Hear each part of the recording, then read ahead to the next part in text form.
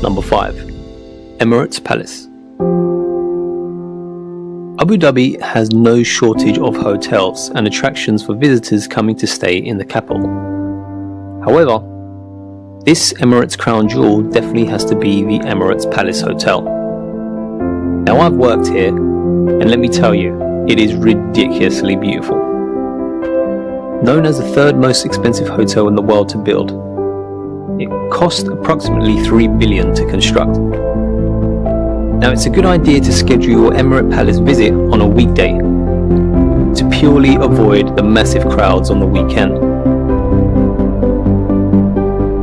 Please remember, dress appropriately, no shorts, and try to book the Lavendo Cafe. Great views of Abu Dhabi.